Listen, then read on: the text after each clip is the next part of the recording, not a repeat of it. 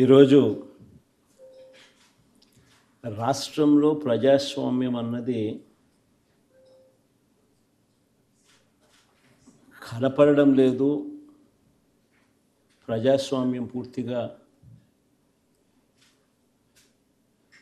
లేని పరిస్థితి రాష్ట్రంలో ఉంది అని చెప్పడానికి నిన్న జరిగిన ఎన్నికలే ప్రత్యక్ష ఉదాహరణ. నా పక్కన ఇటువైపున అటువైపున ఉన్న వాళ్ళు ఇద్దరు జెడ్పీటీసీ కంటెస్టెడ్ క్యాండిడేట్స్. నా కుడివైపున హేమంత్ పులివెందుల రూరల్ మండలానికి జెడ్పీటీసీ కంటెస్టెడ్ క్యాండిడేట్. ఇటుపక్కన సుబ్బారెడ్డి ఒంటిమిట్ట జెడ్పీటీసీ స్థానానికి కంటెస్టెడ్ క్యాండిడేట్. రాష్ట్రంలో ఇవాళ ఎలాంటి పరిస్థితులు ఉన్నాయి అని చెప్పడానికి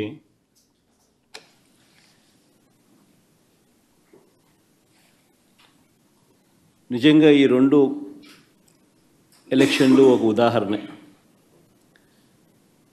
అసలు మొట్టమొదటిసారిగా బహుశా రాష్ట్ర చరిత్రలో ఎప్పుడు జరిగి ఉండదేమో బూతుల్లో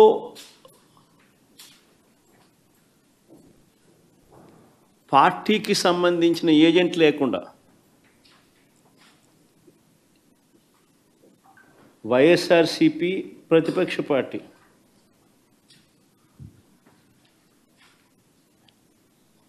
పులివెందుల రూరల్లో జరిగిన జెడ్పీటీసీ స్థానానికి జరిగిన ఎన్నికల్లో 15 బూతుల్లో ఉన్న 15 బూతులకు ఎన్నిక జరిగి రూరల్ మండలంలో 10,600 ఓట్లకు సంబంధించిన ఎన్నిక. ఆశ్చర్యం ఏమిటంటే బూతుల్లో వైఎస్ఆర్సీపీ ఏజెంట్ లేడు. వైఎస్ఆర్సీపీకి సంబంధించిన ఏజెంట్ బూత్లో కూర్చోకుండా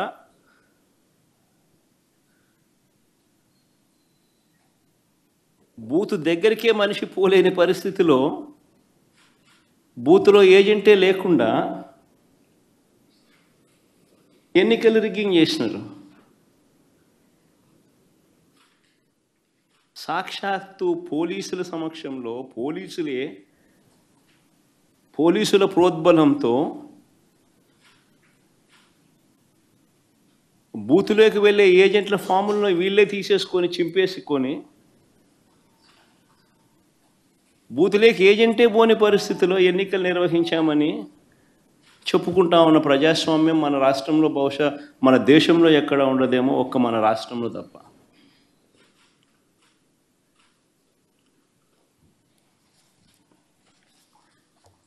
అసలు ఎన్నికల్లో బూత్ ఏజెంట్కు సంబంధించిన విధులు, బాధ్యతలు, హక్కులు ఏమిటి తెలుసా?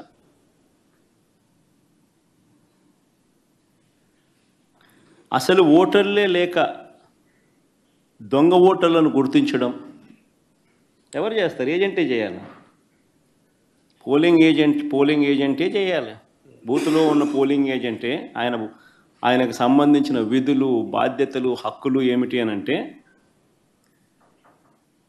అసలు ఓటర్లా లేక దొంగ ఓటర్లా అని గుర్తించడం, ఓటర్ల జాబితాను తనిఖీ చేయడం, అక్రమాలు, బెదిరింపులు, ప్రలోభాలు పెట్టడాలు, ఫేక్ ఓటర్లు ఉంటే వాటిపై అక్కడే ఉన్న ప్రిసీడింగ్ అధికారికి వెంటనే చెప్పి వాటిపై ఫిర్యాదులను అధికారికంగా నమోదు చేయడం, ఇవన్నీ పోలింగ్ ఏజెంట్ బాధ్యతలు.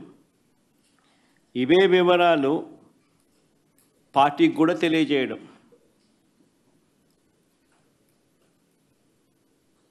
ఈ బాధ్యతలు ఉంటాయి కాబట్టి ఏజెంట్లకు హక్కులు కూడా కల్పిస్తారు. వారు ఖచ్చితంగా బూత్లో కూర్చునే హక్కు, ఓటర్ల జాబితాను తనిఖీ చేసే హక్కు, అభ్యంతరాలు తెలియజేసే హక్కు, పోలింగ్ రికార్డులను పరిశీలించే హక్కు, కౌంటింగ్ వరకు కూడా దీనికి సంబంధించిన సమాచారాన్ని పొందే హక్కు, ఇవన్నీ కూడా ఏజెంట్లకు ఉంటాయి. ఒక పోలింగ్ ఏజెంటు బూతులోకి పోతూనే ఫామ్ 12 అన్నది అంటే తన పోలింగ్ ఏజెంట్ను అపాయింట్మెంట్ చేస్తూ ఇచ్చే ఫామ్ను క్యాండిడేట్ ఫామ్ 12 పోలింగ్ ఏజెంట్ను అపాయింట్ చేస్తూ ఇచ్చే ఫామ్ను it's called form 12. Polling candidate పలానోడు నా ఏజెంట్, నా పోలింగ్ ఏజెంట్ అని చెప్పి అపాయింట్ చేస్తూ ఇచ్చే ఫామ్. ఆ ఫామ్ను తీసుకొని పోయి ఆ పోలింగ్ ఏజెంటు ఎన్నిక స్టార్ట్ కాకమునిపే ప్రిసీడింగ్ ఆఫీసర్కి ఇస్తాడు ఆ ఫామ్. ప్రొసీజర్ అది. ఆ తర్వాతనే బూత్లో కూర్చుంటాడు. మా ఏజెంట్ల నుంచి ఈ ఫాములను నిన్న టీడీపీ వాళ్ళు పోలీసులు దగ్గరుండి లాక్కోవడము, చింపేసేయడము.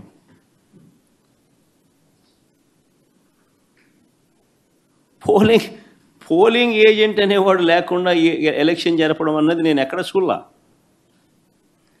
ప్రజాస్వామ్యం అన్నది ఇంత దిగజారిపోయిన పరిస్థితి బహుశా చరిత్రలో ఎక్కడా చూసిండు మేము.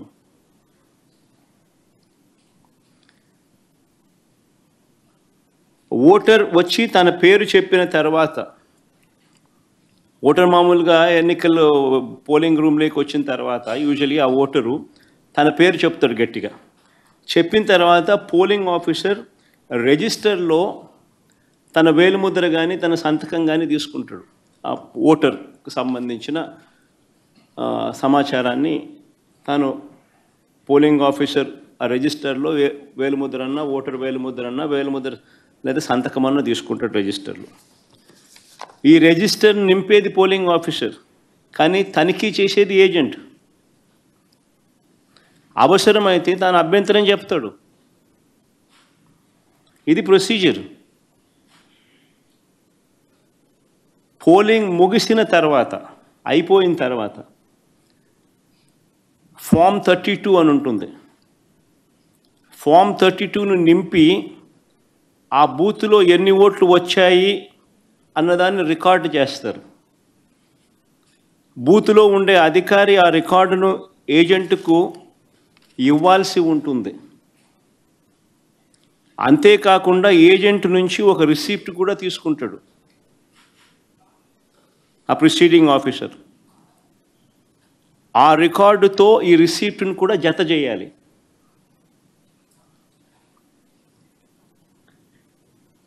ఆ రికార్డును కూడా ధృవీకరించాల్సి ఉంటుంది. ఇది ప్రొసీజర్. బ్యాలెట్ బాక్స్కు సీల్ వేసేటప్పుడు, బ్యాలెట్ బాక్స్కు సీల్ వేసే ప్రక్రియ పూర్తయ్యే వరకు ఏజెంట్ అక్కడే ఉంటాడు. బ్యాలెట్ బాక్స్ సీల్పై కూడా ఏజెంట్ సంతకం చేస్తాడు.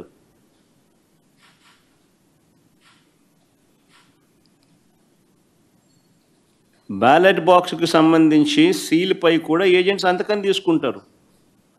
మరి నేను అడుగుతా ఉన్నా, మళ్ళీ ఇవన్నీ జరిగాయా అని అడుగుతా ఉన్నా.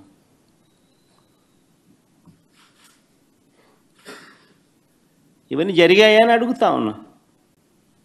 అసలు ఏజెంట్లే లేకుండా చేసి ఎన్నికలు జరిపినప్పుడు దాన్ని ఎన్నికలని ఎలా అంటారని అడుగుతా ఉన్నా.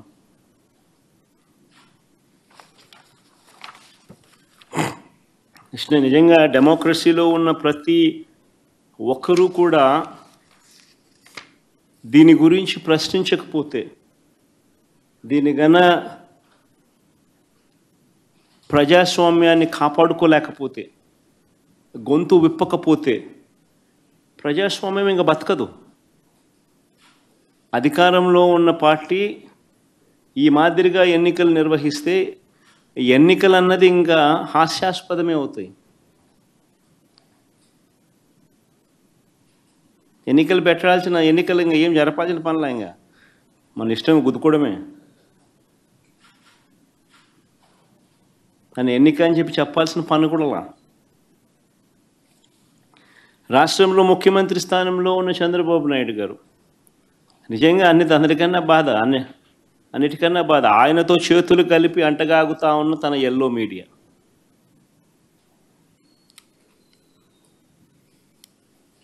వీరి ఎజెండా ఏమిటి అని అంటే ప్రజలకు మంచి చేయడం కాదు, డెమోక్రసీని కాపాడడం కాదు, ప్రజలకు పాలకులు మోసం చేస్తే వాటిని ప్రశ్నించడం కాదు, దోచుకో పంచుకో తినుకోలో అందరూ భాగస్వాములు కావడం, ఇది వారి ఎజెండా. సిగ్గుపడాలి నిజంగా ప్రజాస్వామ్యం అంతా కూడా.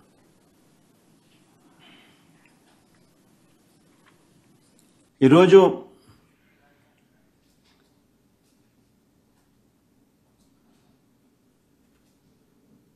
ఎంత దారుణంగా వీళ్ళు ఎన్నికలు చేశారు, ప్రజాస్వామ్యాన్ని ఎంత దారుణంగా వీళ్ళు కూని చేశారన్నది ఈ రెండు ఎన్నికలు ఉదాహరణగా నిలబడతాయి. నేను కొన్ని సన్నివేశాలు చెప్పుకుంటూ పోతాను, సో దట్ అసలు ఎన్నిక అనేది ఎలా జరిగింది అన్నది కూడా రాష్ట్ర ప్రజలందరికీ కూడా అవగాహన అన్నది వస్తుంది. బందిపోటు దొంగలు ఉంటారు చూసినారా, డెకాయిట్స్. ఇంతకుముందు ఏదో ఏం వ్యాలీ అది, చంబల్ వ్యాలీ అని వింటా అంటాం. ఈరోజు నిజంగా దాన్ని మరిపించినారు. బందిపోట్లకు మించి చంద్రబాబు నిన్న పులివెందుల రూరల్ జెడ్పీటీసీ ఓట్లను దౌర్జన్యంగా వేసుకున్నాడు. సాక్షాత్తు పోలీసులు దాన్ని దగ్గరుండి ప్రోత్సహించారు.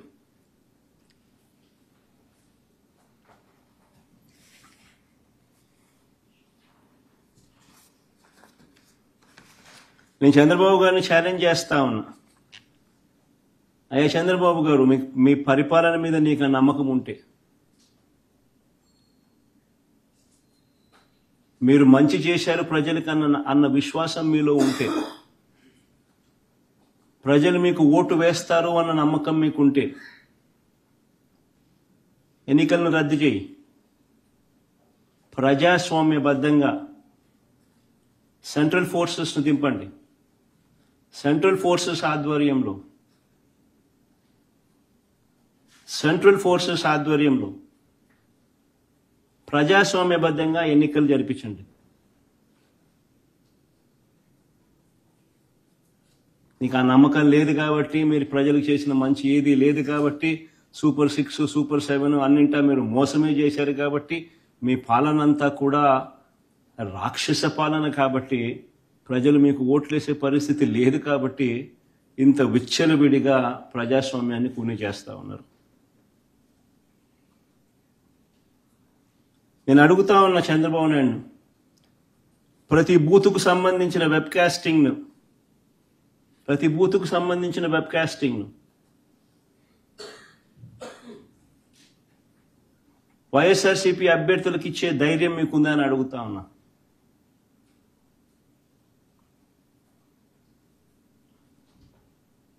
పోలింగ్ బూత్ ఆవరణల్లో సీసీ ఫుటేజ్ను ఇచ్చే ధైర్యం మీకుందా అని అడుగుతా ఉన్నా.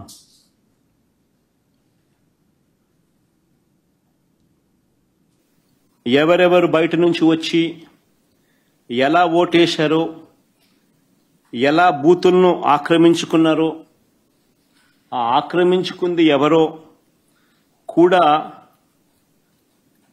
గుర్తించి కొన్ని ఉదాహరణలు కూడా మీకు చూపిస్తాం. ఇలాంటి అడ్డగోలు రాజకీయాలు చేసే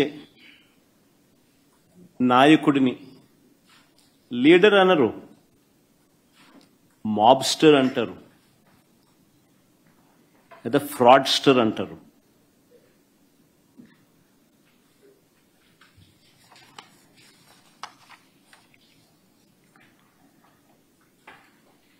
ఉదాహరణ నేను చెప్తాను, ఎంత దారుణంగా ఈ మోసము అనే కార్యక్రమము, అన్యాయం అనే కార్యక్రమము జరుగుతూ వచ్చింది అన్నదానికి నిదర్శనాలు చెప్తా.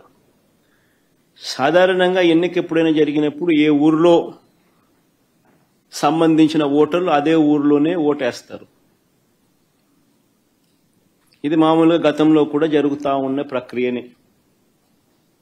గత ఎన్నికల్లో కూడా ఈరోజు ఏదైతే బూతులు ఏదైతే ఉన్నాయో, ఓటర్లు ఏదైతే ఉన్నారో, ఊర్లు ఏవైతే ఉన్నారో, ఆ ఊర్లకు సంబంధించిన ఓటర్లు ఆయా ఊర్లలోనే వారి వారి ఊర్లలోనే గతంలో కూడా ఓట్లు వేస్తా వస్తున్నారు. ఇది సర్వసాధారణంగా జరుగుతూ ఉన్న ప్రక్రియ. కానీ ప్రత్యేకంగా ఈ ఎన్నికలకు సంబంధించి ఇప్పుడు ఈ ఎన్నికలకు సంబంధించి చంద్రబాబు నాయుడు గారి కుట్రలు ఏ స్థాయిలో ఉన్నాయి అనంటే బూతులను అటు ఇటు మార్చేశారు. ఒకసారి టేబుల్ని మీరే చూడండి. ఆ బూతులను ఎలా మార్చారు అన్నది మీకే అర్థమవుతుంది. ఎర్రబల్లి నుంచి నల్లపురెడ్డిపల్లెకు 6, 7 and 6 and 7, 9 and 10 ఆ రెండు కాలమ్స్ ఒకసారి గమనిస్తే 6, 7 and 9, 10 రెండు కాలమ్స్ గమనిస్తే ఎర్రబల్లి నుంచి నల్లపురెడ్డిపల్లెకు అంటే ఎర్రబల్లి అనే ఊరు నుంచి నల్లపురెడ్డిపల్లెకు. ఆశ్చర్యం ఏంటంటే మళ్ళీ నల్లపురెడ్డిపల్లి నుంచి ఎర్రబల్లెకు. ఎవడన్నా ఎర్రబల్లి ఓట్లు వేపిస్తాడు, నల్లపురెడ్డిపల్లిలో ఓట్లు వేపిస్తారు. ఎర్రబల్లిలో నల్లపురెడ్డిపల్లి ఓట్లు ఎర్రబల్లి వాళ్ళు నల్లపురెడ్డిపల్లికి పోయి ఓటేయాలంట, నల్లపురెడ్డిపల్లి వాళ్ళు ఎర్రబల్లికి వచ్చి ఓటేయాలంట.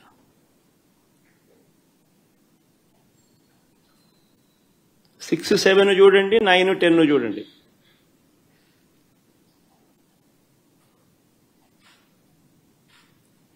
అంటే 2 కిలోమీటర్లు ఈ గ్రామం నుంచి ఆ గ్రామానికి నడుచుకుంటూ పోయి అక్కడ ఓటేయాలంట.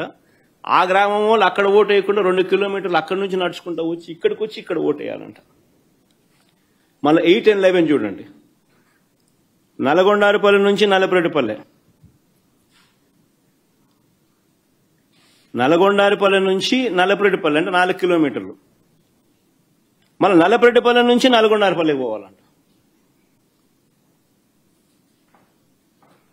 నల్లపురెడ్డిపల్లిలో ఓటేసే కార్యక్రమం జరగకుండా నల్లపురెడ్డిపల్లిలో నల్గొండారుపల్లికి పోవాలంట. 4 కిలోమీటర్లు అవుతారా? నల్గొండారుపల్లిలో ఓటేయకూడదంట. 4 కిలోమీటర్లు నడుచుకుంటూ వచ్చి నల్లపురెడ్డిపల్లిలో ఓటేయాలంట. అంటే ఏ రకంగా స్కెచ్ చేసినారనేది చూడండి అని అడుగుతా ఉన్నా. ఇక్కడ నుంచి స్టార్ట్ అయ్యింది. దాదాపుగా 4,000 ఓట్లకు 10,600 ఓట్లకు గాను 4,000 ఓట్లకు సంబంధించిన పరిస్థితి ఇది. వీళ్ళ ఆలోచన ఏంది? ఆ వెళ్లే దారిలో వీళ్ళందరినీ భయభ్రాంతులు చేయాలా? వీళ్ళు 4 కిలోమీటర్లు 2 కిలోమీటర్లు నడుచుకుంటూ పోయే కార్యక్రమం డిమోటివేట్ చేయాలా? దారిలో వీళ్ళని భయభ్రాంతులను గురి చేయాలి, దాడి చేసి అడ్డగించాలి. నిన్న జరిగింది అదే. నిన్న జరిగినటివి కూడా అవే. వాటికి సంబంధించిన వీడియో క్లిప్పింగ్లు కూడా చూపుతా. మొత్తం పులివెందుల జెడ్పీటీసీలో 6 పంచాయతీలుంటే, పులివెందుల రూరల్ మండలానికి సంబంధించి నిన్న ఎన్నిక జరిగింది. 6 పంచాయతీలుంటే పోలింగ్ కేంద్రాలు 15 పోలింగ్ కేంద్రాలు. ఈ 6 పంచాయతీలకు సంబంధించి ఆశ్చర్యం ఏమిటో తెలుసా? ఈ 6 పంచాయతీల్లో భద్రత పేరుతో 700 మందిని పోలీసులను పెట్టారు. ప్రజలను ఓట్లు వేసేందుకు సహకరించేందుకు కాదు ఈ భద్రత. ప్రజలను భయభ్రాంతులను చేసేందుకు ఇది 700 మంది పోలీసులు. ఉదయం 4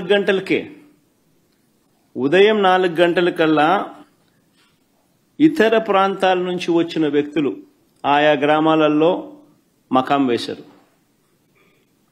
జమ్మలమడుగు, కమలాపురం, ప్రొద్దుటూరు, అనంతపురం జిల్లా బయట నుంచి వచ్చిన వాళ్ళందరూ టీడీపీ నాయకులు, కార్యకర్తలు ఒక్కో బూతుకు 400-500 మంది.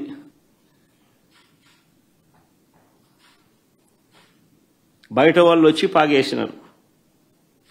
పోలీసుల సమక్షంలోనే, పోలీసుల దగ్గర నుండి ప్రోత్సహిస్తూ.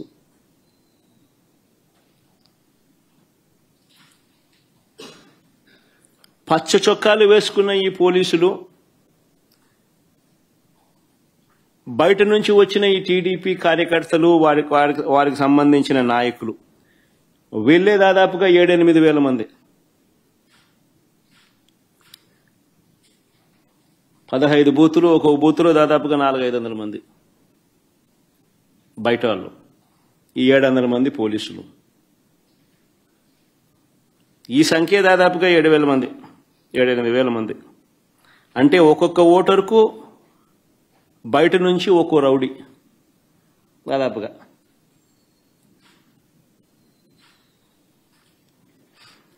ఈ ఎన్నికలు స్వేచ్ఛగా జరిగాయి అని ఎవరైనా అనగలుగుతారని అడుగుతా ఉన్నా. ఈ నేపథ్యంలో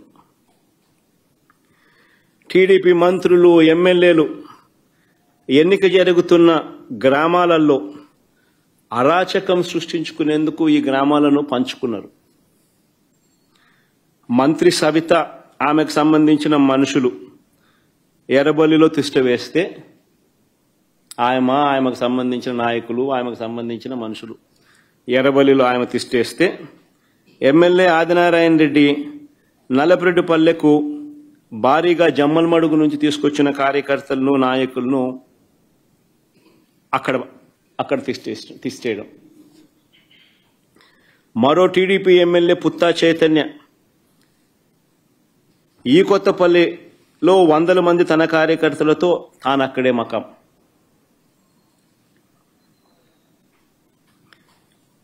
ఈ బీటెక్ రవి అనేవాడు ఎవడైతే ఉన్నాడో, తెలుగుదేశం పార్టీకి సంబంధించిన ఎమ్మెల్యే క్యాండిడేట్ కంటెస్ట్ చేసినాడు. ఈ మనిషి పులివెందుల రూరల్ ఓటర్ కాదు. ఈ బీటెక్ రవి అనేవాడు పులివెందుల రూరల్ ఓటర్ కాకపోయినా కూడా తాను కూడా కనంపల్లిలో తిష్ట వేసి దౌర్జన్యాలు చేసినాడు.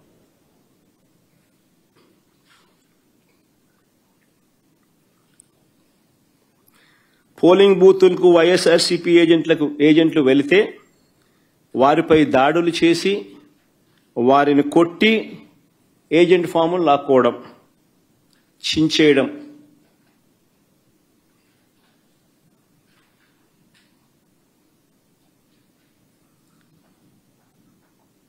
ఓటర్లు ఎవరైనా ఓటింగ్ చేయడానికి పోతే వారి ఓటర్ స్లిప్పులు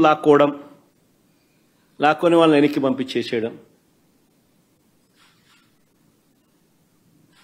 ఆ ఓటర్ స్లిప్ వీళ్ళు తీసుకొని పోయి వీళ్ళు ఓట్లు వేయడం.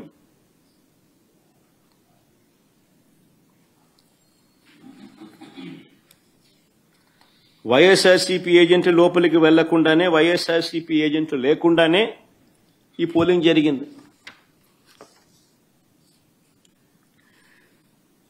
ఎవరైనా బూత్ వైపుకు వచ్చిన వారు వైఎస్ఆర్సీపీ ఓటర్ అయినా, న్యూట్రల్ ఓటర్ అయినా టీడీపీ గ్యాంగులు వారిని అడ్డుకోవడం, బెదిరించడం, భయపెట్టడం, ఓటర్ స్లిప్పులు తీసుకోవడం, లాక్కుని వాళ్ళని పంపించేసేయడం. ఖచ్చితంగా టీడీపీకి ఓటేసే టీడీపీ వాడైతేనే లోపలికి పోతాడు. ఇలా ఓట్లేసిన ఇతర నియోజకవర్గాల నుంచి వచ్చిన వాళ్ళు, ఇతర మండలాల నుంచి వచ్చిన వాళ్ళు, వీళ్ళందరినీ కూడా ఒకసారి ఏ రకంగా వీళ్ళు దొంగ ఓట్లు వేసినారు, ఏ రకంగా ఇది జరిగింది అన్నది కొన్ని ఉదాహరణలతో కొన్ని మా వాళ్ళు ఫోటోలు ప్రదర్శిస్తారు. ఒకసారి చూడండి. ఒకసారి ఇది బాగా ఇంట్రెస్టింగ్గా ఉంది. ఫోటో చూడండి ఒకసారి. కలెక్టర్ సమక్షంలోనే ఆయన జోబులో 2 చేతులు జోబులో పెట్టుకొని ఉన్నాడు చూసినాం. ఆయన కలెక్టర్. ఆయన పేరు శ్రీధర్, చెరుకూరి శ్రీధర్. ఆయన కలెక్టర్. ఆయన సమక్షంలోనే ఆ ఫోటోలో కనపడుతున్నారు చూసినామా, వాళ్ళు దొంగోట్లు వేస్తున్నారు. వాళ్ళు ఎవరు అనంటే జమ్మలమడుగు నియోజకవర్గానికి చెందిన దస్తగిరి అనే ఒకడు, సందీప్ కుమార్ అనే ఒకడు. వాళ్ళకు సంబంధించిన వివరాలు ఇంకా కొంచెం కిందికి పోతే ఆ వివరాలు కూడా ఇలా ఉంటాయి. ఆ ఫోటో కూడా చూపించు. అది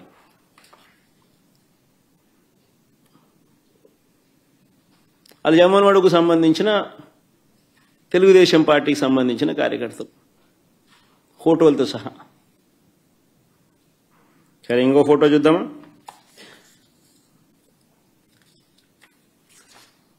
ఇంకొకడు ఇంతకుముందు నేను చూపించింది నల్లపరెడ్డిపల్లె, ఇప్పుడు నల్లపరెడ్డిపల్లె. ఆ ఫోటోలు సర్కిల్ చేసి చూపించిన ఆయన చూసినాడు కదా, ఆయన కూడా జమ్మలమడుగు నియోజకవర్గానికి సంబంధించిన మనిషి. ప్రకాశం పేరు. మరి ఆయనకు సంబంధించిన వివరాలు అయ్యి.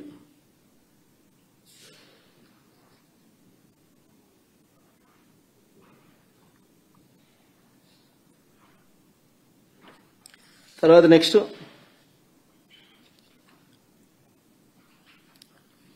జనార్దన్ రెడ్డి ద్వారకచెర్ల, ఈయన జమ్మలమడుగు నియోజకవర్గం, నల్లపరెడ్డిపల్లె. ఆయనకు సంబంధించిన వివరాలు అయ్యి.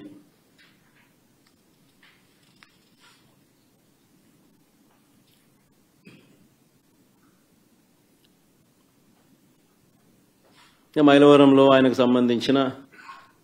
సంబంధించిన ఓటింగ్ వివరాలు అవన్నీ.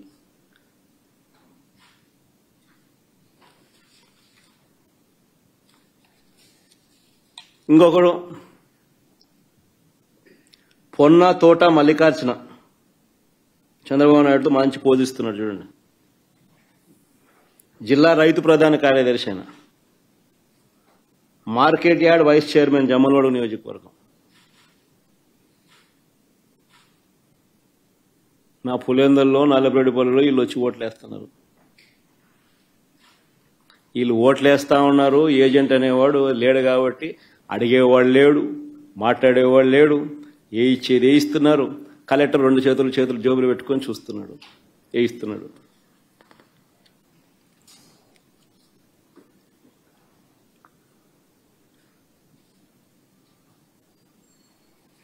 ఇంకోరు మారెడ్డి చిన్నపుల్లారెడ్డి, టీడీపీ సర్పంచ్, కర్మలవారిపల్లె గ్రామం, మైలవరం మండలం, జమ్మలమడుగు నియోజకవర్గం. ఆయన ఇంకా నెక్స్ట్ నాగేశ్వరరెడ్డి, ఈయన జమ్మలమడుగు నియోజకవర్గం. ఈయన చంద్రబాబు నాయుడుతో ఫోటో కూడా ఉంది బాగా. ఆయన చంద్రబాబు నాయుడు, ఆయన పోజు, ఆయన కథ.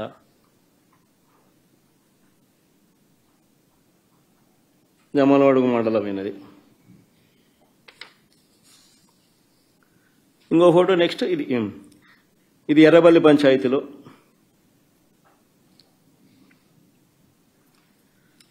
నల్లపరెడ్డిపల్లె గ్రామం, దొంగ ఓటు వేయడానికి క్యూ లైన్లో ఉన్న జమ్మలమడుగు నియోజకవర్గం, జమ్మలమడుగు మండలం, గుండెచెరువు గ్రామానికి చెందిన పాతకోట శివారెడ్డి. ఏం పోజు పెట్టినట్టు చూసినా.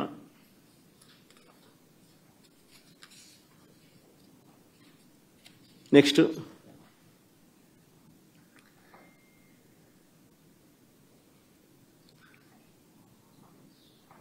జమ్మలమడుగు నియోజకవర్గం, మైలవరం మండలం, నవాబ్పేట గ్రామానికి చెందిన రామస్వామి రెడ్డి, సన్నపు రెడ్డి.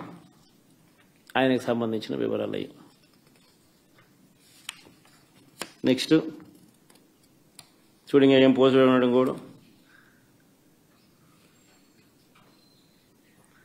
జమ్మలమడుగు నియోజకం, పెద్దమడియం మండలం, భీమగుండం గ్రామానికి చెందిన కొత్తపల్లి రాజగోపాల్. ఆయన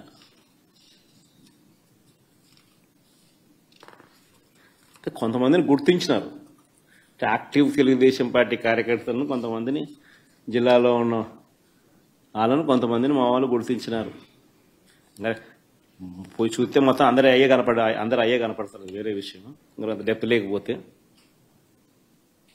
గుర్తించిన మేరకు నిన్న జరిగింది. ఈరోజు గుర్తించిన మేరకు మేము చూపించగలుగుతాం. అంటే వాళ్ళల్లో ప్రామినెంట్గా కొద్దో గొప్ప టీడీపీకి సంబంధించిన ప్రామినెంట్ కార్యకర్తలు ఎవరైనా ఉన్నవాళ్ళు ఎవరైనా ఉంటే మా వాళ్ళు గుర్తుపట్టగలిగిన వాళ్ళందరినీ ఐడెంటిఫై చేసి క్లియర్ కట్గా మార్క్ చేసి చూపించగలుగుతా ఉన్నాం.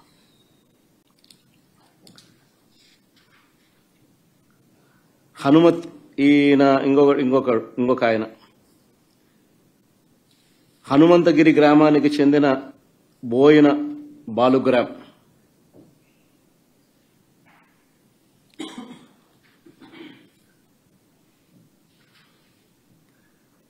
పోసినబోయిన బాలు గ్రామ్. చూడు, 2 ఫోటోలు పెట్టినాం. నెక్స్ట్ జమ్మలమడుగు నియోజకవర్గం మైలవరం మండలం కమ్మలదిన్న గ్రామానికి చెందిన మంత్రి కుల్లాయప్ప అని పేరు. నెక్స్ట్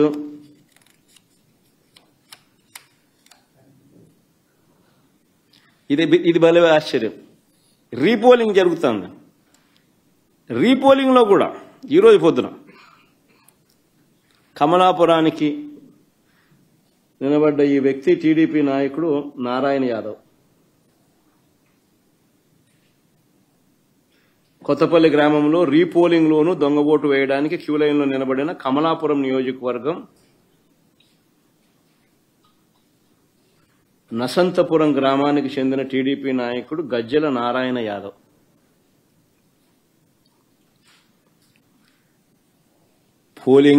పోలింగ్ బూతుల్లో ఏజెంట్లు లేరు. వైఎస్ఆర్సీపీకి సంబంధించిన యథేచ్ఛగా దొంగోట్లు క్యూ లైన్లో నిలబడి వీళ్ళే సర్క్యులర్ పద్ధతిలో వీళ్ళంతకి వీళ్ళే రొటేషన్ పద్ధతిలో తిప్పుతున్నారు.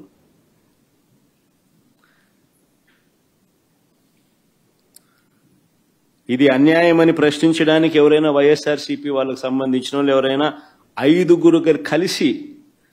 మంది కలిసి వెళ్ళినా కూడా వారిని పోలీసులు తరిమి కొడుతున్నారు.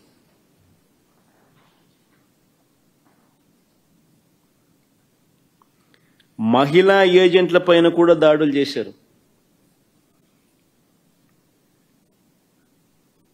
నియోజకవర్గానికి సంబంధించిన టీడీపీ వాళ్ళు 100 మంది ఒకే చోట ఉన్నా కూడా వాళ్ళు షామియానాలు వేసుకొని, ఆ షామియానాలు వేసుకున్న ఫోటో పెట్టచ్చుమా, షామియానాలు వేసుకొని చూడు భోజనాలు చేస్తున్నారు, షామియానాలు పెట్టుకున్నారు, పోలీసుల సమక్షంలో జరుగుతుంది, ఆన్నే తింటున్నారు. కానీ ఏ పోలీసు ఎవడు మాట్లాడు.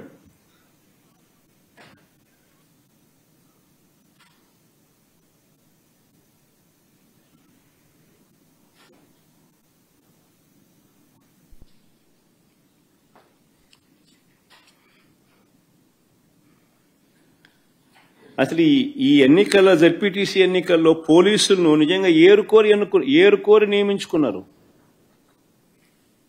ఈ పోలీసులను కూడా కోరి ఎవరిని అక్కడ పెట్టాలి అని చెప్పి నియమించినారు. ప్రశాంతంగా పోలింగ్ జరిగేలా చూడాల్సింది పోయి ఏ రకంగా తెలుగుదేశం పార్టీకి వీళ్ళే పచ్చ చొక్కాలు వేసుకొని పనిచేశారు అని చెప్పడానికి సాక్షాత్తు ఇక్కడ డిఐజీ అదే పనిగా పులివెందులకు వచ్చి కూర్చున్నాడు. ఆయన నేను రాత్రి నుంచే దౌర్జన్యకాండ స్టార్టు దగ్గరుండి ఆయన సమక్షంలోనే జరిగించినాడు. ఎవడి డిఐజీ అంటే కోయా ప్రవీణ్. కోయా ప్రవీణ్ అంటే టీడీపీ మాజీ ఎంపీ గరికపాటి రామ్మోహన్ రావు గారి సమీప బంధువు. వరుసకు అల్లడవుతాడు. తెలుగుదేశం పార్టీకి సంబంధించిన వాళ్ళ రాజ్యసభ వాళ్ళ ఎంపీ గరికపాటి రామ్మోహన్ రావు గారి సమీప బంధువు వరుసకు అల్లుడవుతాడు. ఆయన ఆయన ఆధ్వర్యంలో ఎన్నికలు జరుగుతున్నాయి. పచ్చ చొక్కా వేసుకున్న డిఐజీ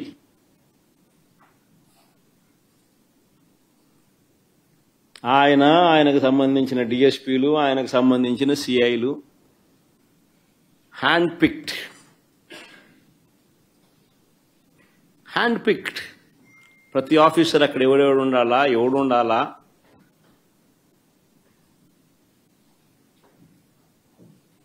ఎస్ఐలు ఎవడు ఉండాలా, సిఐలు ఎవడు ఉండాలా,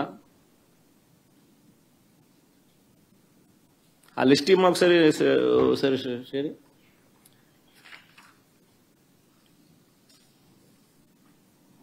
చంద్రబాబు నాయుడు పరిపాలనలో అసలు పోలీసులు ఎవరైనా చంద్రబాబు నాయుడు మాట వినకపోతే పరిస్థితి ఏమిటో తెలుసా? డీజీ స్థాయిలో ఉన్న అధికారులు సైతం జైళ్ల పాలు. PSR Anjaneyulu jail. దళిత వర్గానికి చెందిన డీజీ స్థాయి అధికారి సునీల్ కుమార్ అరెస్టెడ్. మరో additional DG Sanjay arrested. DIG Vishal Gunni arrested, case booked. BC వర్గానికి చెందిన ఐజీ కాంతిలాల్ రాణా కేసెస్.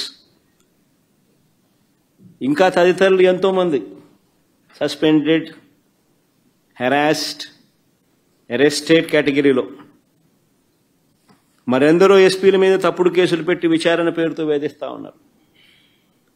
వీరు కాక 4 నాన్ క్యాడర్ ఎస్పీలు, ఒక కమాండెంట్ స్థాయి అధికారి, 22 మంది అడిషనల్ ఎస్పీలు, 55 మంది డిఎస్పీలకు పోస్టింగులు లేవు. మరో 6 డిఎస్పీలు, 3 అడిషనల్ కమాండెంట్లు, 2 అసిస్టెంట్ కమాండెంట్లు కూడా హెడ్ క్వార్టర్స్ లో రిపోర్టింగ్ చేయిస్తున్నారు. 8 మంది డిఎస్పీలను సస్పెండ్ చేశారు. వీరు కాకుండా మరో 80 నుంచి 100 మంది ఇన్స్పెక్టర్లు, 100 మంది కానిస్టేబుల్లు వీఆర్లో ఉన్నారు. అంటే లిటరల్గా ఆయనకు సంబంధించిన ఆఫీసర్లు, ఆయనకు సంబంధించిన పోలీసులను తీసుకొస్తున్నారు, వాళ్ళకు కావలసిన పనులు చేయిస్తూ ఉన్నారు. చంద్రబాబు నాయుడు చేస్తూ ఉన్న కరప్షన్లలో వీళ్ళందరూ భాగస్వాములు. డిఐజీ ఆధ్వర్యంలో కలెక్షన్స్, మాఫియా రింగ్ లీడర్ ఎవడంటే డిఐజీ. ఆయన ప్రాంతంలో జరిగే బెల్ట్ షాపుల ఆక్షన్ దగ్గర నుంచి, బెల్ట్ షాపులు నడిపించాలంటే వాళ్ళు ఇచ్చే డబ్బుల దగ్గర కలెక్షన్ దగ్గర నుంచి, పర్మిట్ రూములు, ఇల్లీగల్ పర్మిట్ రూములు నడపడం దగ్గర నుంచి, నడిపించడం కోసం వాళ్ళ దగ్గర నుంచి కలెక్ట్ చేసే డబ్బుల దగ్గర నుంచి, ఆయా నియోజకవర్గంలో ఇసుక, మట్టి, లాటరైటు, క్వాడ్సు, శాండ్, సిలికా, ఇంకా ఏమైనా ఉన్నా కూడా వీళ్ళకి ఇచ్చే దగ్గర నుంచి, నియోజకవర్గంలో ప్యాకాట క్లబ్బులు నడిపించడం దగ్గర నుంచి,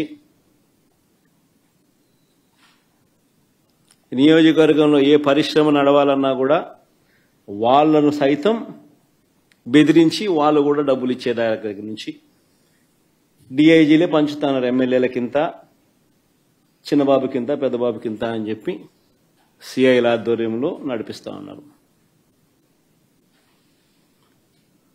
ఈ డిఐజీలు, ఈ డిఎస్పీలు, ఈ సిఐలు, ఇది ముఠా నాయకత్వం.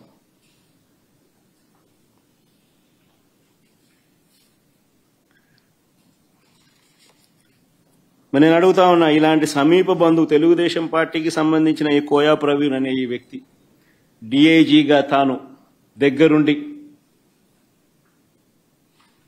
తాను తన టీము పర్యవేక్షణలో జరుగుతా ఉన్న ఎన్నికలు, మరి దీన్ని ఎన్నికని అనగలుగుతారా అని అడుగుతాను ఎవరైనా. మరి ఎందుకు ఈ ఎన్నికలు జరపడమో అని అడుగుతా ఉన్నా. మరిన్ని వీడియోలు చూడండి, ఎలా జరిగాయో మీకే అర్థమైతే. ఉదయం 4 గంటల నుంచే పులివెందుల మండలం ఎర్రపల్లిలో పోలింగ్ బూత్ను టీడీపీ వాళ్ళు అధీనంలోకి తీసుకున్నారు. వారి చేతిలో కర్రలు ఎలా ఉన్నాయో కూడా మీరే గమనించండి. ఉదయం 4 గంటల నుంచే ఇది ఎర్రపల్లిలో పోలింగ్ బూత్ను టీడీపీ వాళ్ళు అధీనంలోకి తీసుకున్నారు. చూడు,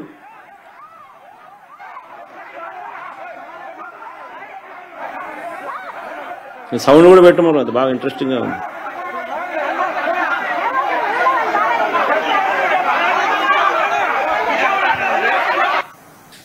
చూడు కర్రలు కూడా.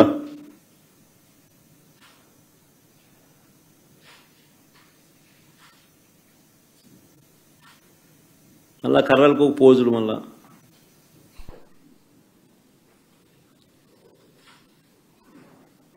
ఉదయం 4 గంటల నుంచి పులివెందుల మండలం ఎర్రబల్లిలో పోలింగ్ బూత్ను టీడీపీ వాళ్ళు అధీనంలోకి తీసుకున్నారు. వారి చేతిలో కర్రలు కూడా కనిపిస్తా ఉన్నాయి.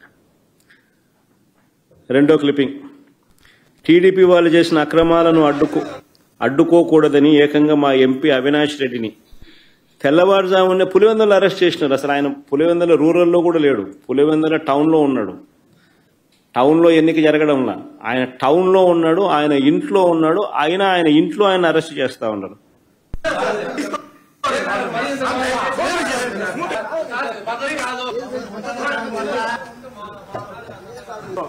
ఇది వన్ సైడ్ సార్ మీరు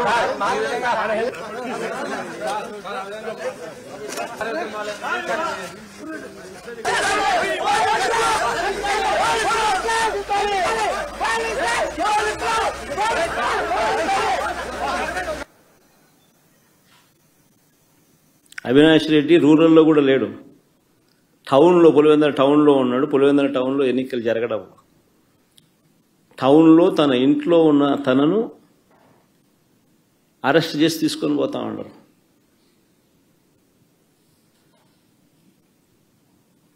తెల్లవారుజామున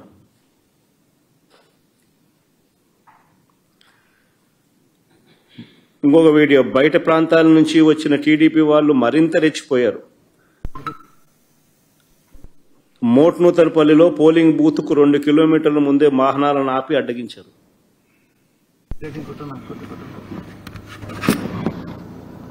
చూడు,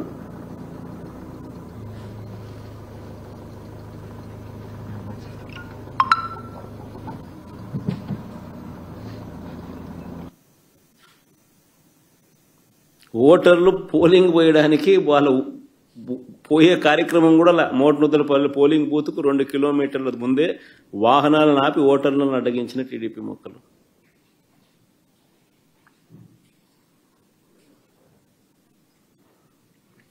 మళ్ళా ప్లే చేయమది.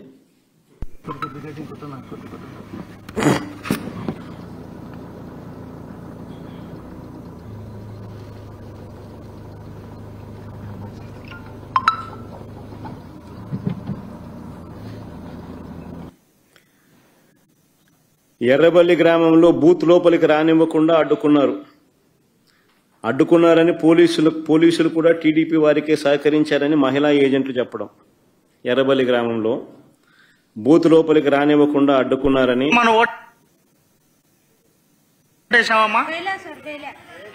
ఏమా ఎందుకు వేయలేదు? ఏమంటున్నారు అక్కడ వెళ్ళింటే? ఏమా నువ్వేమన్నా వేసినా ఓటమ్మా? ఏమా ఎందుకు వేయలేదు? అంటే వాళ్ళు స్లిప్పులు తీసుకొని వాళ్ళే వేసుకుని చింపేసినారు సార్. ఏమా నువ్వు వేసినామా ఓటు? సార్ మీ స్లిప్ తీసుకొని ఓటేని పోయినాము, మా స్లిప్ మా సేపు ఇచ్చి మీరు ఓటు వేసుకుంటే వెళ్ళిపోండి అన్నారు సార్. ఏమా నువ్వు వేసినావు ఓటు? ఏమా ఎందుకు వేయలేదు? కొత్త వాళ్ళు వచ్చి మా ఓటు వేసుకుంటున్నారు, మమ్మల్ని వేయలేదు, మమ్మల్ని తొక్కుతున్నారు. ఏమా నువ్వు ఓటు వేసినావమ్మా?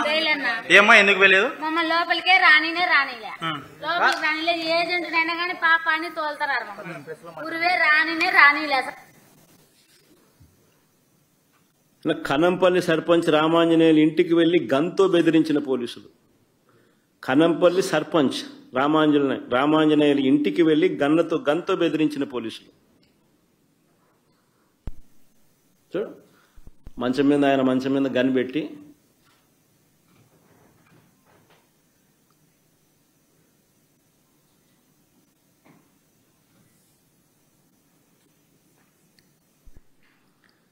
తర్వాత ఎర్రవల్లిలో రిగ్గింగ్ చేయడానికి పోలింగ్ కేంద్రానికి టీడీపీ కార్యకర్తలు వెళ్తుండగా పోలీసులు చక్కగా స్వాగతం పలికిన వీడియో.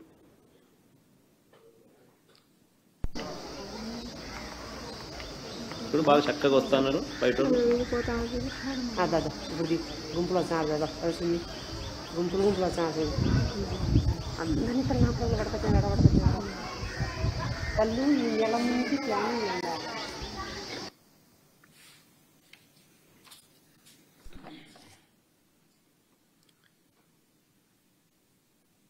తర్వాత వేముల దుగ్గన్నగారిపల్లి గ్రామాలకు చెందిన టీడీపీ వాళ్ళు వచ్చి ఓట్లు రిగ్గింగ్ చేసుకుంటున్నారని ఏకంగా కనంపల్లి మహిళలు బయటికి వచ్చి ఆందోళన చేశారు. ఏజెంట్లను పోలింగ్ బూత్ లోపలికి రానివ్వకుండా బీటెక్ రవి తమ్ముడు భరత్ అడ్డుకున్నారు.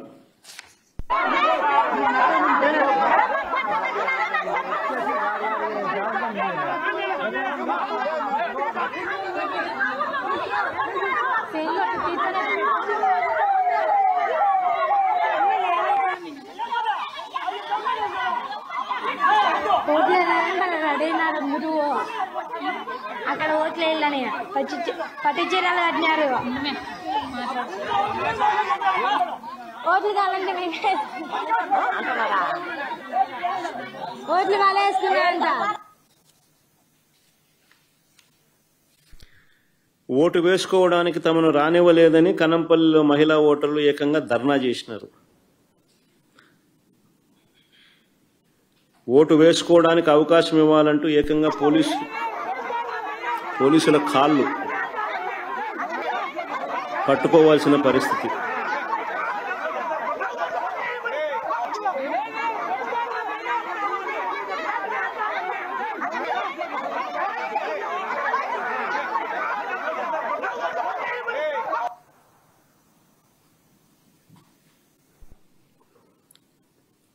మేము ఓటు వేయలేకపోయామంటున్న కనంపల్లి ఓటర్ల ఆవేదన, వాళ్ళ వీడియో.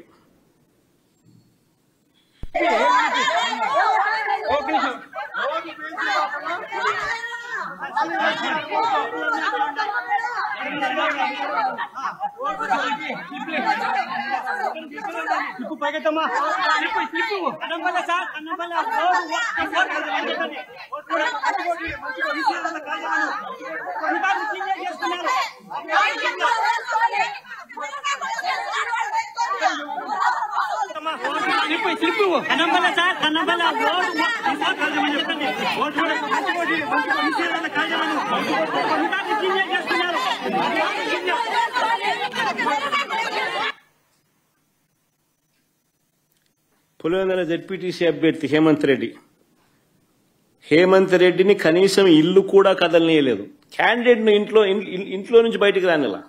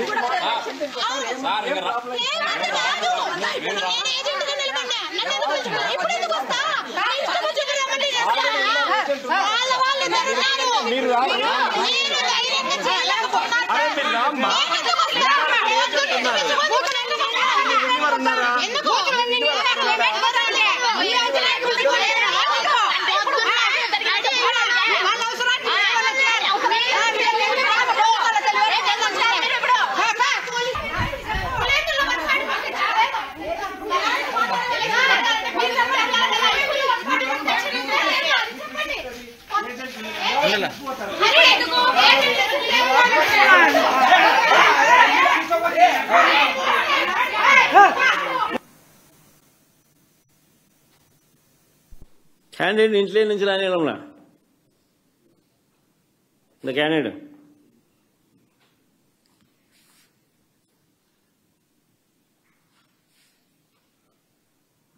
మా ఊళ్ళో ఓటు వేసే పరిస్థితి లేదు, ప్రజాస్వామ్యాన్ని కూని చేశారంటున్న ఓటర్లు.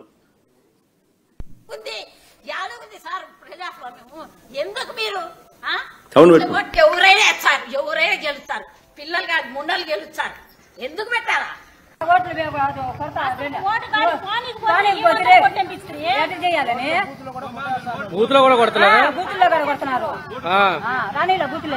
ఊరు లోపలికి అలో చేశారు.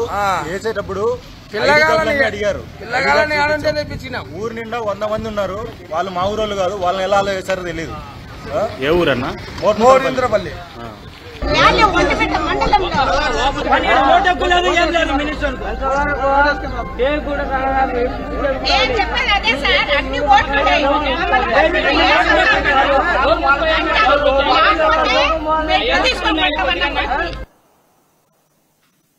ఈ ఒంటిమిట్ట అక్కడ జెడ్పీటీసీ పరిధిలో. మళ్ళీ పులివెందులకి ఇక్కడికి వద్దాం. ఇక తుమ్మలపల్లి అని పులివెందులలో గ్రామం సీను. ఓటర్ల లిస్టులో ఉన్నది ఎవరైనా పర్వాలేదు. ఇది బాగా ఇంట్రెస్టింగ్ గా ఉంది. బాగా చూడండి. ఇక తుమ్మలపల్లి ఒక్క నిమిషం అనే బిగినింగ్ నుంచి ప్లే చేయాలి. తుమ్మలపల్లి అనే గ్రామంలో సీన్ ఇది. ఓటర్ల లిస్టులో ఉన్నది ఎవరైనా పర్వాలేదు, యువకుడైనా వృద్ధుడైనా ఏమీ పర్వాలేదు, ఎవరు చూడరు అని టీడీపీ వాళ్ళు అంటున్నారు. ఇందులో బ్లూ షర్ట్ వేసుకున్న వ్యక్తి టీడీపీ నాయకుడు భూపేష్ రెడ్డి పిఏ సుదర్శన్ రెడ్డి. జమ్మలమడుగు నియోజకవర్గ వ్యక్తికి ఇక్కడ ఏం పని చూడండి ఒకసారి. ఇప్పుడు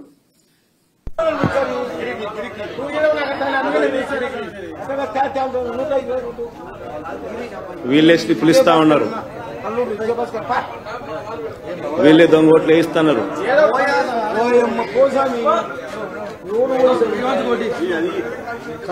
మల్లారెడ్డి రామిరెడ్డి 124 వయసు ఎక్కువ ఉంది. ఏం కాదు బాబా, అప్పుడు ఇప్పుడు వయసు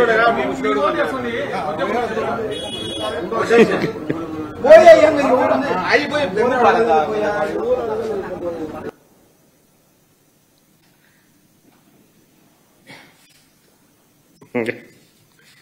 ఆ బ్లూ షర్ట్ వేసుకున్న ఆయన భూపేష్ రెడ్డి పిఏ సుదర్శన్ రెడ్డి, జమ్మలమడుగు నియోజకవర్గం. ఆయన పులివెందులలో ఈ ఓటింగ్ జరిగేటప్పుడు ఈ గ్రామంలో ఏం పని ఆయనకు? ఆయనే ఓటర్ స్లిప్లు ఇస్తున్నాడు, ఆయనే ఓటర్లను పంపిస్తున్నాడు. వాళ్ళు ముసలోడైనా కానీ నేను పిల్లోని ముసలోని నా వయసు ఎక్కువ ఉంది అని చెప్పి అంటే ఎవడు అడగడుపో అని చెప్తున్నాడు.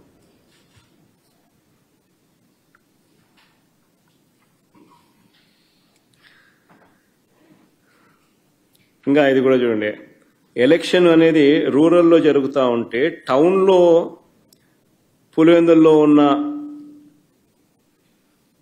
ఎమ్మెల్యే ఆఫీస్కు, టౌన్లో పులివెందుల్లో ఉన్న ఎమ్మెల్యే ఆఫీస్కు, అవినాష్ ఉన్న ఆఫీస్కు డిఐజీ కోయే ప్రవీణ్ వెళ్ళి ఏమి హడావిడి చేశాడో చూడండి ఒకసారి.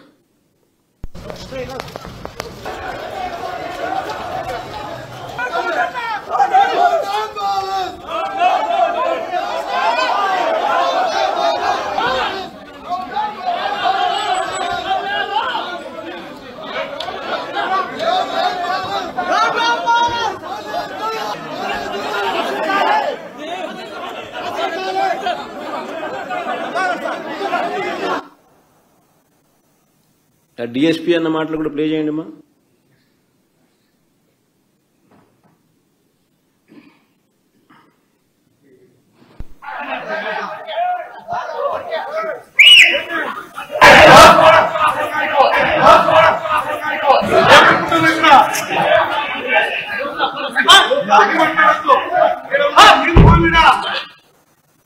కాల్చి పారేస్తా నా కొడక, అంతేనా?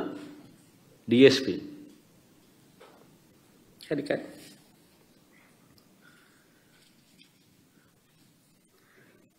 పులివెందుల జెడ్పీటీసీ పరిస్థితులు ఇలా ఉంటే నేనేం తక్కువ తినానంటూ మరో మంత్రి రాంప్రసాద్ రెడ్డి తన నియోజకవర్గంతో సంబంధం లేదు, తన పరిధిలో లేదు, ఒంటిమిట్ట మండలంలోని చిన్న కొత్తపల్లె గ్రామానికి వెళ్లి అక్కడ బూత్లో ఆయన రౌడీజం.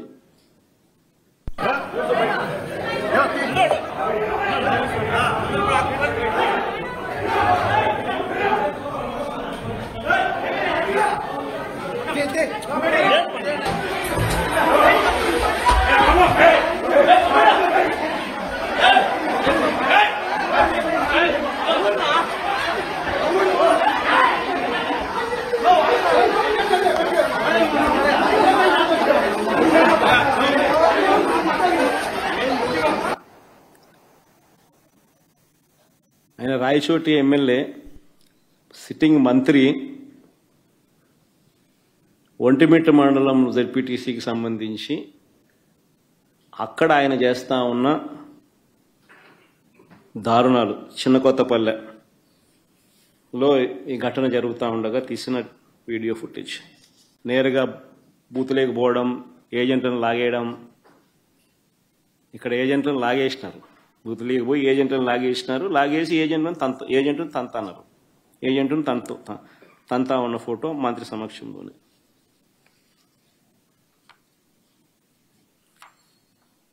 నేను అడుగుతా ఉన్నా ఇదే చంద్రబాబు నాయుడు, అయ్యా చంద్రబాబు, నీకు ప్రజలు ఓటేస్తారని నమ్మకం ఉన్నప్పుడు, నువ్వు నిజంగానే మంచి చేశావు అని చెప్పి నిజంగా నువ్వు అనుకుంటే ఎందుకు ఇవన్నీ చేయాలా? నువ్వు ప్రజలకు మంచి చేయలేదని నీకు తెలుసు కాబట్టి, ప్రజలు నీకు ఓటు వెయ్యరు అని నీకు తెలుసు కాబట్టి, ప్రజాస్వామ్యబద్ధంగా ఎన్నిక జరిగితే నీకు ఓట్లు పడవు అని నీకు తెలుసు కాబట్టి ఈ స్థాయిలో దౌర్జన్యానికి దిగుతా ఉండవు. 2017లో కూడా మీ అందరికీ గుర్తుండే ఉంటుంది, నంద్యాల బై ఎలక్షన్స్ జరిగినాయి. కరెక్ట్గా 2019 జనరల్ ఎలక్షన్స్కు 1.5 ఇయర్ ముందు, నా పాదయాత్ర స్టార్ట్ కాకమునుపు నంద్యాల బై ఎలక్షన్స్ జరిగినాయి. అప్పుడు కూడా ఇదే మాదిరిగానే నంద్యాల బై ఎలక్షన్స్ కూడా మైక్రో మేనేజ్మెంట్ చేసినారు. చేసి 27,000తో గెలిచినారు. గెలిచి సంకలు గుద్దుకున్నారు. 27,000 గెలిచినా వైఎస్ఆర్సీపీ పని అయిపోయింది, తెలుగుదేశం పార్టీ బాయింట్గా ఉంది, బ్రహ్మాండంగా ఉంది అని అందరితో నన్ను తిట్టించినారు, వైఎస్ఆర్సీపీని తిట్టించినారు, తెలుగుదేశం పార్టీ బ్రహ్మాండంగా ఉందన్నారు. కరెక్ట్గా 1.5 ఇయర్ తర్వాత అదే నంద్యాలలోనే 35,000తో గెలిచినాం వైఎస్ఆర్సీపీ. రాష్ట్ర వ్యాప్తంగా కూడా చంద్రబాబు నాయుడు భూస్థాపితం చేసినారు ప్రజలంతా. ఎక్కడైనా కూడా ప్రజాస్వామ్యంలో ప్రజలకు మంచి చేసి ఓట్లు అడిగితే ప్రజలు మనస్ఫూర్తిగా ఆ ఓట్లు వేస్తే 4 కాలాలు వర్ధిల్లుతారు. ఈ మాదిరిగా దౌర్జన్యాలు చేస్తే ఆ దౌర్జన్యాలంతా కూడా టెంపరీగా మీకు ఏదైనా ఉపయోగపడతాయేమో కానీ చివరికి వచ్చేసరికి కన్ను మూసుకొని కళ్ళు తెరిచేసరికి 1.5 ఇయర్ అయిపోయింది. అప్పుడే కన్ను మూసుకొని కళ్ళు తెరిచేసరికి మరో 3 ఏళ్ళు కూడా అయిపోతాయి. ఆ 3 ఏళ్ళు అయిపోయిన తర్వాత తెలుగుదేశం పార్టీ వీళ్ళు చేసిన అన్యాయాలకు, దౌర్జన్యాలకు, అబద్ధాలకు, మోసాలకు ప్రజలు ఏ స్థాయిలో బుద్ధి చెప్తారు అని అంటే డిపాజిట్లు కూడా రాని పరిస్థితి లేకపోతారు వీళ్ళంతా. ఇది వాస్తవం. జరగబోయేది కూడా ఇదే. నేను గట్టిగా డిమాండ్ చేస్తా ఉన్నా, ఇదే పెద్ద మనిషి చంద్రబాబు నాయుడు గారిని డిమాండ్ చేస్తా ఉన్నా, కొద్దో గొప్ప ప్రజాస్వామ్యాన్ని ఎవరైనా కూడా గౌరవించే వాళ్ళు ఎవరైనా ఇంకా వ్యవస్థల్లో ఇంకా ఉంటే వారికి కూడా విన్నపం చేస్తా ఉన్నా.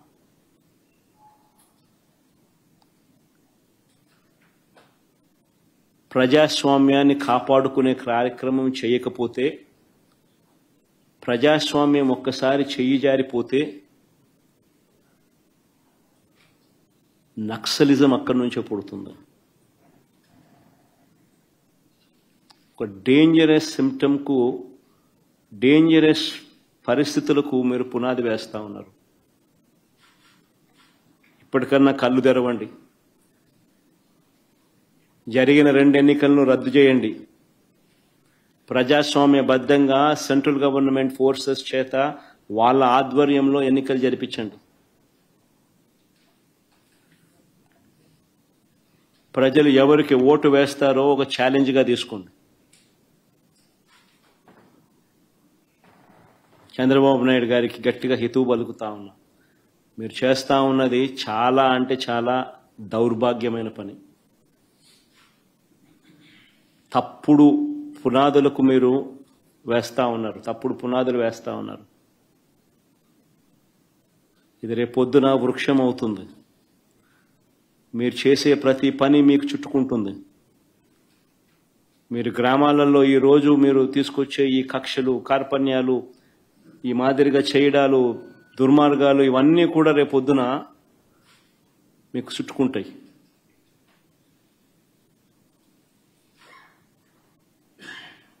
ముఖ్యమంత్రిగా ఉన్నావు, నీ జీవితానికి బహుశా ఇది ఆఖరి ఎలక్షన్ కావచ్చు.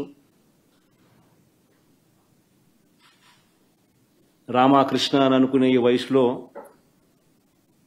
కనీసం ఆ మాటలన్నా అనుకుంటే పుణ్యమన్నా వస్తుంది. ఈ మాదిరిగా చేస్తే నరకానికే పోతావు. ఇప్పటికైనా మార్పు తెచ్చుకో చంద్రబాబు అని హితవు పలుకుతా ఉన్నా.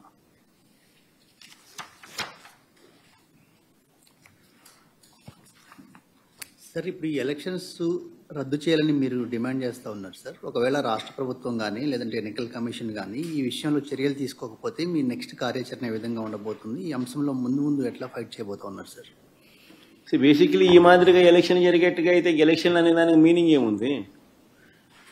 ఎందుకు ఎలక్షన్ జరపడం? ఎందుకు ఆ ఎంపీటీసీలకు, ఆ ఎంపీపీలకు, ఆ జెడ్పీ చైర్మన్లకు ఎన్ని ఎలక్షన్లు ఎక్కడ జరుపుతున్నారు? కౌన్సిల్ చైర్మన్లకు మీ ఇష్టం వచ్చినట్టుగా మీరంతకు మీరే దౌర్జన్యంగా ప్రలోభాలు పెడుతున్నారు, కొనేస్తున్నారు. ఎలక్షన్లకు మీకు సంఖ్యాబలం లేకపోయినా కానీ మీరు మీ అధికార దుర్వినియోగం చేస్తూ మీరు లాగేసుకుంటున్నారు.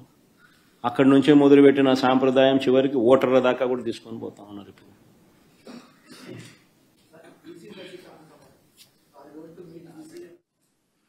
ఇవన్నీ కూడా అంటే అన్ఫార్చునేట్గా స్టేట్ ఎలక్షన్ కమిషన్ అన్నది ఒక డమ్మీ పాత్ర కన్నా దారుణమైన పాత్ర పోషిస్తూ ఉంది.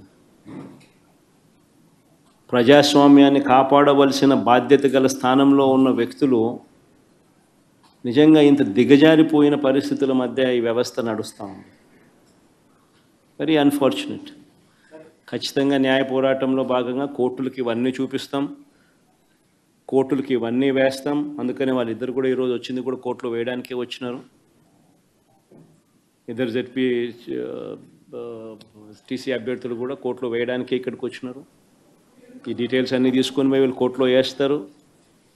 న్యాయస్థానం ముందర ఇవన్నీ కూడా ఉంచడం జరుగుతుంది. డిమాండ్ వుడ్ బి కేంద్ర బలగాల చేత, కేంద్ర బలగాల ఆధ్వర్యంలో ప్రజాస్వామ్యబద్ధంగా ఎన్నికలు జరిగించాలి అన్నది డిమాండ్ ఉంటుంది. ఆ డిమాండ్తోనే కోర్టుకు కూడా ఆశ్రయించడం కూడా జరుగుతుంది.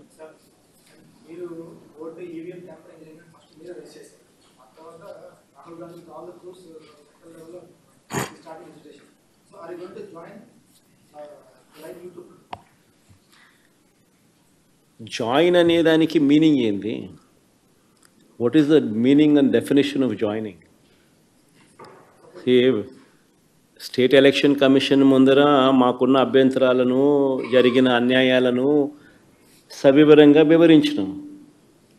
ఇన్ఫ్యాక్ట్ దేశంలో కల్లా ఎక్కడన్నా బిగ్గెస్ట్ అనామలీ ఎక్కడన్నా జరిగిందంటే అది రాష్ట్రంలోనే. 12.5% వాళ్ళు ఓటు ముగిసే నాటికి, ఓట్లు కౌంటింగ్ నాటికి percentage of difference highest in the country బహుశా ఆంధ్ర రాష్ట్రంలోనే జరిగింది. 12.5%. అంటే దాదాపుగా 48 లక్షల ఓట్లు. ఆ స్థాయిలో జరిగినప్పుడు అది ఎలక్షన్ కమిషన్కు మొన్న ప్రజెంటేషన్లో మా వాళ్ళంతా పోయి ఇచ్చినాం. ఎలక్షన్ కమిషన్కు చెప్పినాం. వాళ్ళు ఇప్పుడు ఇంటెన్సివ్ సర్ అనే అది ఉంది కదా, స్టేట్ ఇంటెన్సివ్ ఏం సార్ అంటే ఇంటెన్సివ్ రివిజన్ ఏదైతే ఎక్సర్సైజ్ ఉందో అది ఆంధ్ర రాష్ట్రంలో కూడా మేము చేస్తాము అని చెప్పి కూడా సానుకూలంగా చెప్పినారు. కానీ at the end of the day అన్ఫార్చునేట్గా ఏం చేయగలుగుతాం? ఏదైనా కానీ ఈ రాహుల్ గాంధీ అనే వ్యక్తి ఏదైతే చెప్తా ఉన్నారో, ఎందుకు ఈ రాహుల్ గాంధీ అనే వ్యక్తి ఆంధ్ర గురించి ఎందుకు మాట్లాడడం లేదు చెప్పు? చంద్రబాబు నాయుడుతో హాట్లైన్లో టచ్లో ఉన్నాడు కాబట్టి మాట్లాడడం. ఎందుకు Andhra incharge national spokesperson మనిషివాడు అమానిక్యం ఠాకూరా అడేపొద్దన్న చంద్రబాబు నాయుడు గురించి మాట్లాడినాడా? ఏపొద్దన్న ప్రజాస్వామ్యాన్నిలో ఇంత కూని చేస్తా అంటే ఏమైనా క్వశ్చన్ చేసినాడా? చంద్రబాబు నాయుడు ఇన్ని స్కాములు చేస్తున్నాడు, కంటి ముందర కనపడుతుంది. యా వీధికి పోయినా బెల్ట్ షాప్ కనపడుతుంది, యా పక్కకు తిరిగినా పర్మిట్ రూమ్ కనిపిస్తుంది.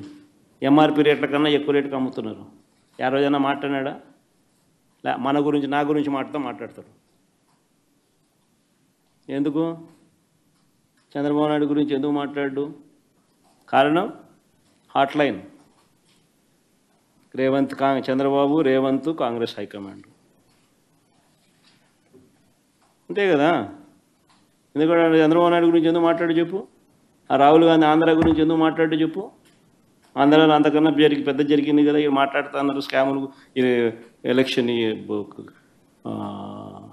ఓటింగ్ గీటింగు, ఓటు చోరీ, ఇంకోటి అంటున్నారు కదా. మన ఆంధ్రాలో జరిగింది కదా. మన ఎందుకు మాట్లాడు? 12.5% మాట్లాడు. ఎందుకంటే hotline Chandrababu Naidu, Rahul Gandhi, Revanth Reddy.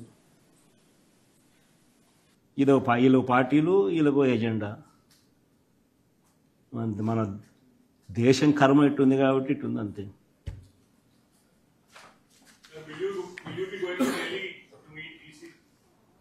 We've already done, Avinash. On the state, this is State Election Commission. This has got nothing to do with Central Election Commission. And the State Election Commission, we've already complained, and we'll also be launching a similar complaint in the High Court. We'll be taking it to the notice, we'll be presenting all these facts to the notice of the High Court. Yeah, ultimately, at the end of the day, we can only do so much. Whatever we can do, we're trying to do. So it's a big claim that you're saying Rahul Gandhi and Chandrababu Naidu are in touch. Are you sure about it?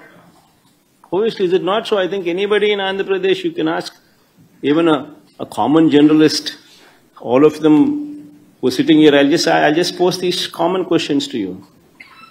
I think all of you are already aware of it. Why is it that Manikyam Tagore, the national spokesperson of Congress Party, and also Andhra in charge, why does he not make any comment on Chandrababu Naidu? When there are so many scams what are taking place in the state of Andhra Pradesh, right in front of your eyes, you see belt shops, left, right, center, right beside every school, right beside every temple, and every village you see belt shops.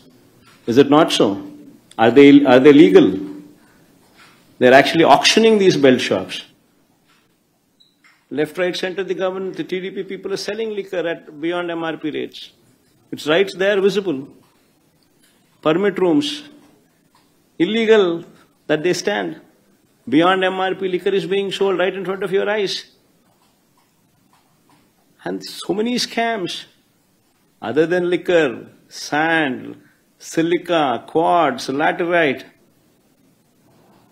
Mobilization advance, which was never there before, was brought in. They're giving 10%, taking 8%. Reverse. In Amaravati, the cost of construction per SFT, 10,000 rupees per SFT. You tell me in Hyderabad, or you tell me in Bangalore, or you tell me in Chennai, what is the cost of construction? Even with a 5-star lobby, 5-star flats are sold, or the cost of construction is 4,500 rupees. The cost of construction to construct something like that would be 4,500 rupees per SFT. In Amaravati, you're talking about 9,000, 10,000 rupees per SFT. Is it not a scam? Right in front of your eyes. The PPAs, they made a hue and cry. When we had made PPAs at 2 rupees 49 paise. Now they have signed PPAs for 4 rupees 60 paise. Is it not a scam? The lands that they're giving at throwaway prices to real estate companies. Ooh, what is that group? Lulu. What is that other group? Satwa. What are these companies? Real estate companies. And you're giving them land at throwaway prices. Is it not a scam? Right in front of you, over your eyes, all these scams are taking place. Yet, the Congress spokesperson, National Congress spokesperson, Andhra in charge, does not speak about Chandrababu Naidu. Why is it so? But he talks about me. Even though I am in the opposition, he makes wild comments on me. Now this is Andhra. And what about Rahul Gandhi there in Delhi? When he talks about vote chori, why does he not make a statement on Andhra, where the highest 12.5% is the vote difference between what was announced versus when the counting day, when the votes were counted. The difference was 12.5%. The highest what this man can ever speak of. Why does he not speak about Arvind Kejriwal? When Arvind Kejriwal himself lost MLA election, his own MLA seat Arvind Kejriwal lost. Can you believe that? Why doesn't Rahul Gandhi talk about that? He doesn't. Because Rahul Gandhi does not talk about Andhra because Chandrababu Naidu is in touch with Rahul Gandhi through Revanth Reddy on a hotline. Is it not a fact? I mean, all of you are journalists here. Cross your hearts and speak for yourself and tell me, is it not a fact? And what should I comment on someone like Rahul Gandhi, who himself is not sincere to what he does?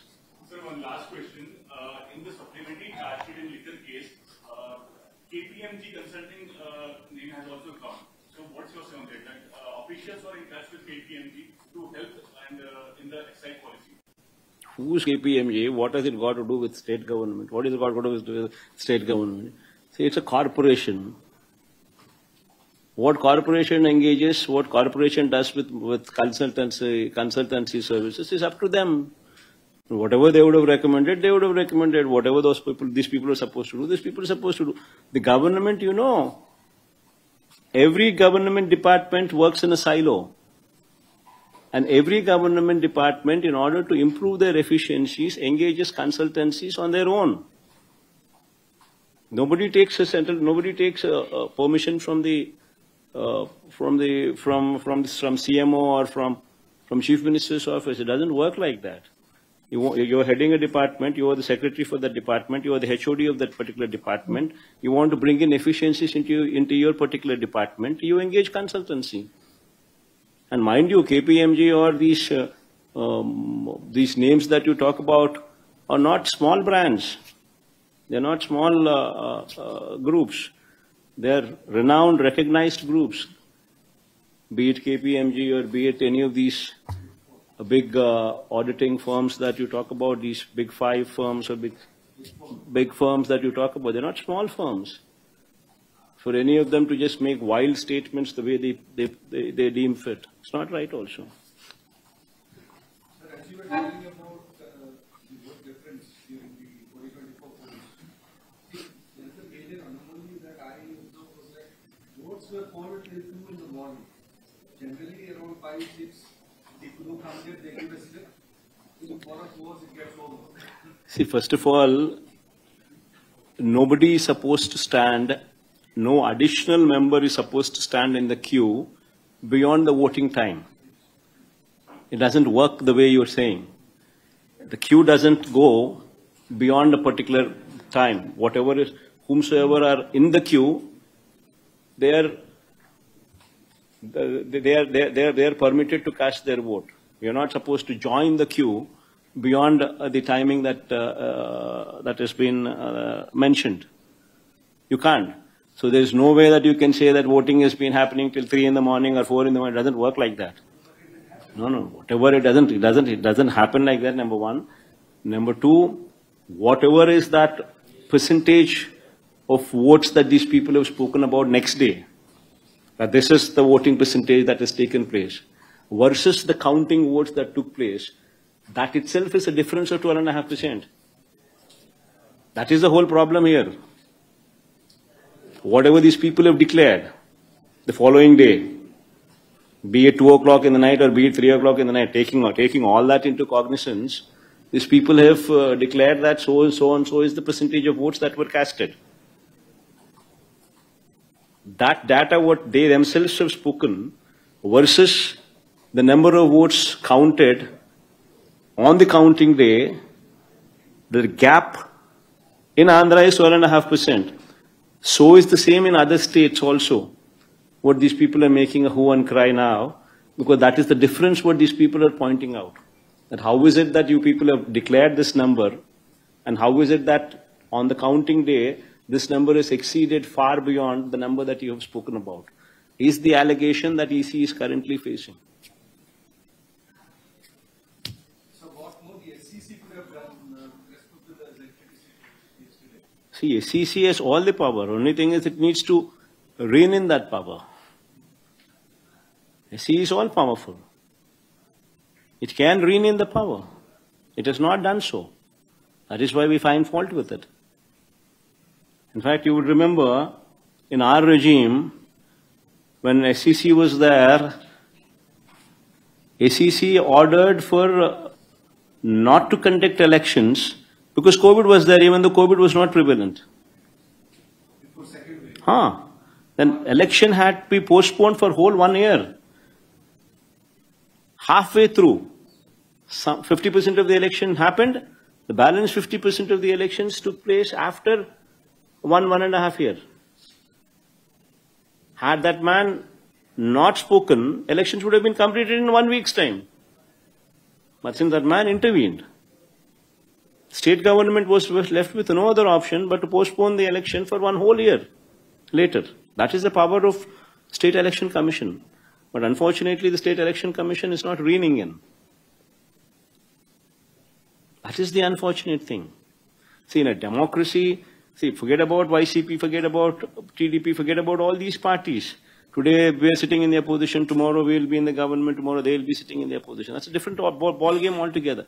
But whomsoever sits there in the government, if that person is permitted to do something like this in a democracy, you're not permitting the agents in the booth. And if we, being journalists, accept to this and let this go, then what is to happen to the state?